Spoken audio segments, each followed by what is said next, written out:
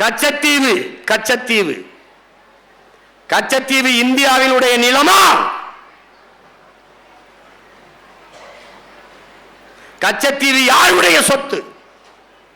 தமிழ் தேசிய மக்களின் சொத்து. எங்கள் மூதாதை சேதுபதி மன்னனுடைய சொந்த நிலம்.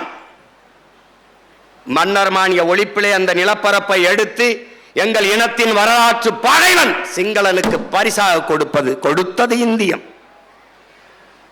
கொடுத்த போது அதிகாரத்தில் இருந்து கொண்ட அற்ப பதவிக்காக வாயை மூடி கையை கட்டி இருந்தது திராவிடம். கச்சத்தீவை மீட்பது ஒன்றுதான் எங்கள் மீனவ மக்கள் சொந்தங்களினுடைய வாழ்வாதாரத்தை மீட்க இருக்கிற ஒரே வழி என்று போராடும் தமிழ் தேசியம். இன்று வரை 850 மீனவர்கள் இந்திய கடலுக்குள் சுட்டுக் கொல்லப்பட்டிருக்கிறார்கள். வலிமை மிக்க கடற்படை ராணுவம் அங்கே பாதுகாப்பு பணியை செய்கிறது. என் அன்பிற்குரிய தம்பி தங்கைகளே, என் அருமை பெற்றோர்களே,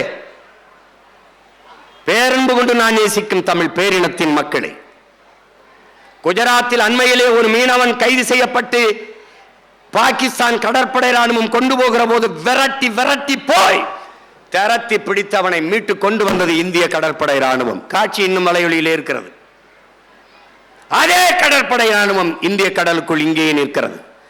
அப்ப இலங்கை சிங்கள ராணுவம் எங்கள் மீனவ சொந்தங்களை கைது செய்கிற போது ஒரு மீனவனை கூட மீட்க பாதுகாக்க இந்திய கடற்படை ராணுவம் விரைந்து சென்று தடுத்து மீட்டு கொண்டு வராதது ஏன்? இந்த கேள்விதான் தமிழ் தேசியத்தின் பிறப்பு.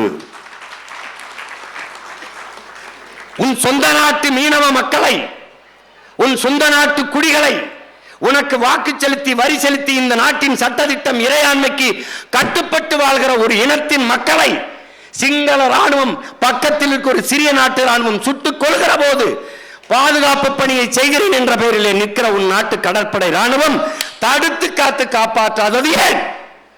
இந்த கேள்வியில் பிறக்கிறது பெருமக்களே தமிழ் தேசிய அரசியல்.